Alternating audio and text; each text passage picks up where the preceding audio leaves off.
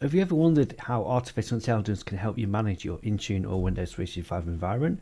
Today's video, we're going to explore how we use Copilot with Intune and Windows 365. We're going to deploy it, configure it, test it out with some prompts, and go over how much it costs. So if that's the type of content that you want to see, then keep on watching. If you're new to the channel, then welcome. This is a virtual YouTube channel, and on this channel I'll cover the latest news on Azure Desktop, Windows 365, Intune, Nerdio, and much more. Please click the like and subscribe button because it really helps me grow the channel.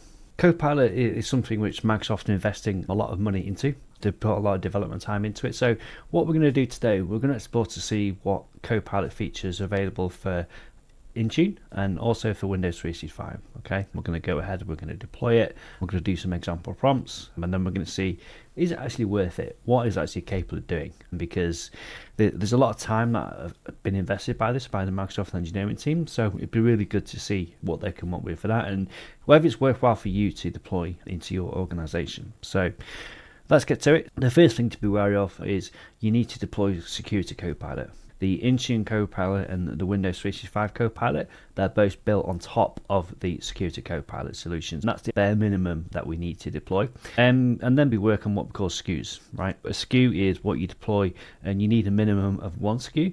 But for production, you recommend you deploy actually 4 SCUs, I believe. For testing, we're just going to deploy 1 SCU and see what results we get from that, because they're not cheap. I think the minimum SCU value is like $2,800 per SCU.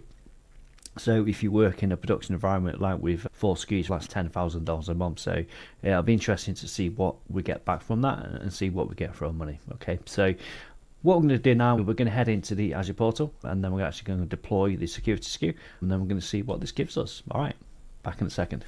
Okay, so we're in the Azure portal. So I'm just going to flick over to my screen. So what we're going to do now is go ahead and deploy Security Copilot. I'm just going to search in here.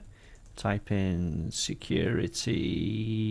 Okay, so here we can see that in the marketplace. To reiterate, we need Security Copilot to be deployed for a baseline for the Intune and the Windows 365. If you already got a Security Copilot that's been used for your security team, that's great. We can just piggyback onto that one if they'll let you. For us, we don't have that, so I'm just going to deploy that from scratch. So I've already created a resource group because I want to make sure I delete all the resources, because as I mentioned, it can get very expensive. It is a per hour thing, so you can, if you wanted to, I think there's a few blog articles out there which will basically let you delete and recreate it on a scheduled basis. So for example, you can delete it overnight and that will essentially halve your costs. To create the resource group, we can see what kind of resources have been deployed. So we need a capacity name. This will be Copilot test, for example. And we're going to deploy it into Europe region. Okay, and we can also, if Copilot's busy, allow it to evaluate prompts anywhere in the world. So yeah, I'm just going to tick that. I don't mind that at all. And here's where we specify these security compute units. So these are the SKUs I was talking about. So we're going to start with 1. We'll see what that gives us. I think for production environments, Microsoft, they're recommending 4 SKUs. Estimated monthly cost is $2,880 a month, right? That's if you're running like 24/7, but we're going to run it for a few hours just to test this. You can have overage capacity set up. This allows you to set a tier. If I run out of this 1 SKU, I can set more automatically, or can do up to 2 units an hour. We'll configure that and see what happens. Okay, so yeah, definitely recommend don't ever set this because you could get a humongous bill. So we're going to do 2 units per hour, and then we're going to acknowledge that. This is us signing up for the service. I'm going to click next, and that's going to validate everything that we've put in there. That's complete, so we're going to click the create button, and that's going to initialize that deployment. It's going to take a while, so I'll come back when it's finished and I'll let you know how long it took. But yeah, I'll see you shortly when it's complete. Okay, I'm back. That actually took a lot quicker than I was expecting. And now it's asking us to go to the portal to set this up. So just going to go to portal, complete setup. So you can see here, we're going to Security Copilot. Click that. Welcome to Security Copilot. So I'm just going to get started. Now it's asking us for workspace info, workspace name. I'm going to just call this Copilot test. Data storage location is going to be United Kingdom, but obviously put whatever the local region is for you. So continue. Okay, so that's getting set up and configured. So we'll let that run and then we'll come back when that's complete and see what we've got. Okay, so that's completed. It only took a minute or two. So what capacity do I want to use? So for Power Copilot, I'm going to use the capacity that we just set up previously, which was 1 SCU. I'm going to select continue. That's going to take a couple of minutes. So I'm just going to turn all these off for now. Okay, continue. Logging audit data in Microsoft Purview, so we don't need to set up. So basically this is, you want to use all the security stuff, which we're not really interested in doing. So I'm not going to configure this because I'm going to see, I want to deploy the minimum amount of resources possible. So either Purview is not set up or the Purview audit solution is not turned on. You can opt into auditing from security panel. I'm going to skip that bit because I don't think we need that, but I may be wrong. So I'm going to skip. It's basically asking me for all my owners. So if you wanted to add in additional owners to the solution, you can add them in here as well. So again, I'm just going to select all the defaults. So your role owners as default. Yep, so that's me. So other recommended owner roles is going to be billing administrator, Intune administrator, Purview, and security administrator. We don't need to manage those. So I think because we're going to be doing the Intune portion, I'll just select the Intune administrator, recommended security roles. Okay, so continue. Okay, we're in. Now complete setup. We can now go Security Copilot.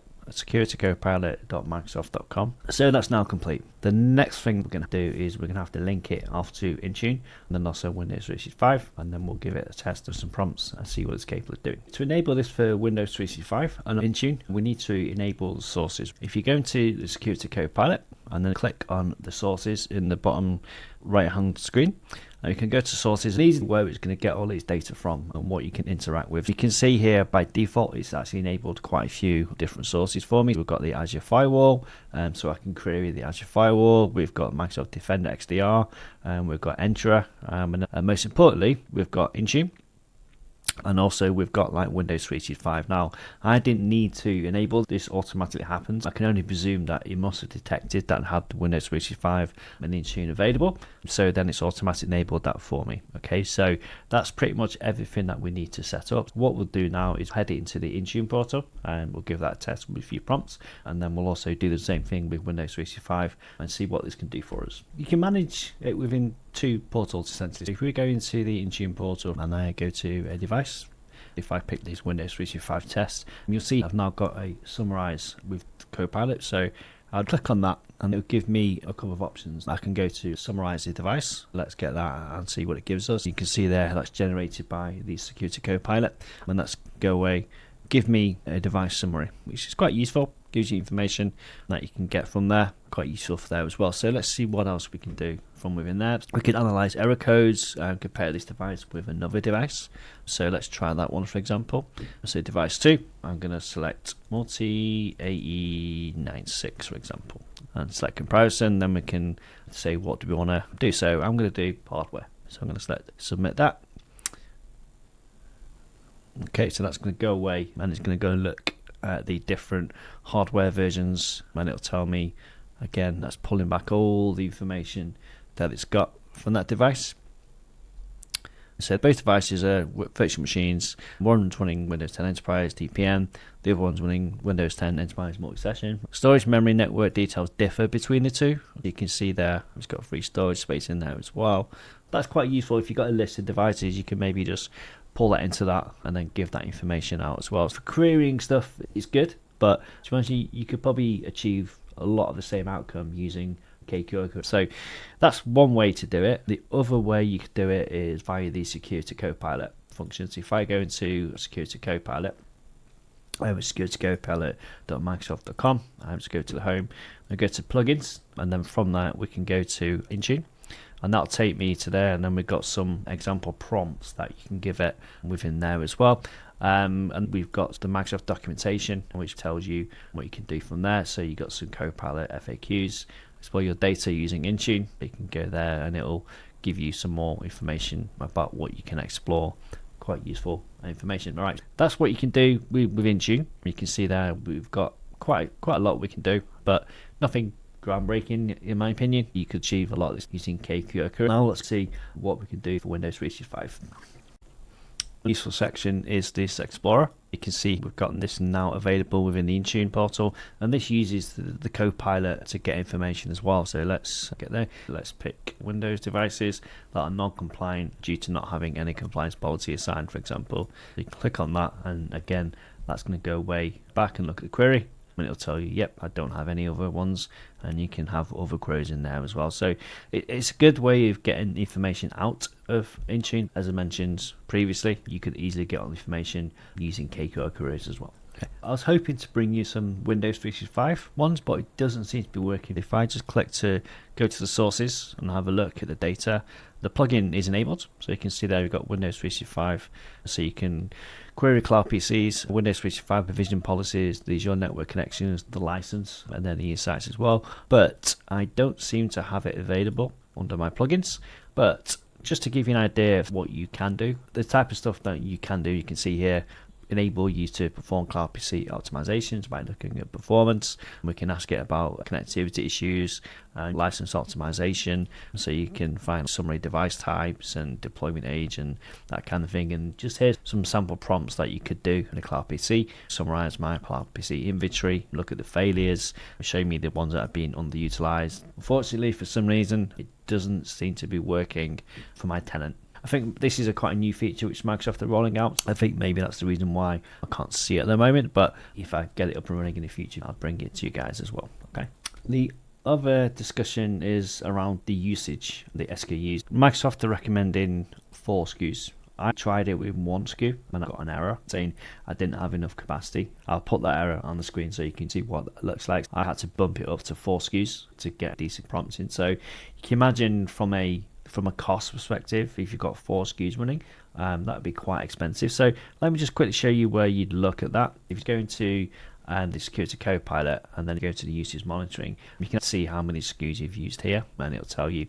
But it's quite useful actually as well. It shows you like the sessions that have been used. So I've just been doing basic prompting, right? You can see here a basic prompt can use like 2.3 SCUs, for example, 1.0, 0.8, 0.3, 0.4. If you got like, this is just me, you can see there we've got Copilot, Intune, and Security Copilot. So if you imagine you've got 2 or 3 admins querying this, you'll easily run out of SCUs very quickly, depending on what type of prompts that you're using as well. It has some very advanced features. It looks to be very expensive, right? I think you're looking at minimum $10,000 a month with 4 SCUs to just do basic prompting and get information out. If you do lots of reporting and you're happy to pay that, then that's fine.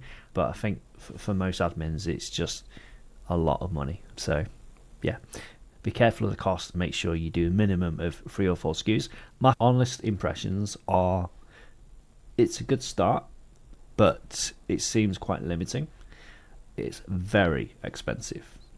A lot of the information you could probably get out using ChatGPT and writing some KQL queries. I'd much rather invest my time and effort in writing KQL queries to get information out, rather than having AI do it and having to charge me an absolute fortune for doing this. So I think for now, for me, unless there's a real need to do that, the Security Copilot, if your company's deployed that anyway, because the Security Copilot is a lot more advanced. Like, it can do a lot more around threat detection and advanced hunting and constantly monitoring your environment and responding to them. For all the Intune stuff at the moment, it seems to be out on Windows 365. All it seems to be doing is just querying information, and you're having to pay like $10,000 a month just to do that, which sounds insane. So for me, I think it's a good start, but I definitely want to see a lot more from this if I'm paying out that kind of money.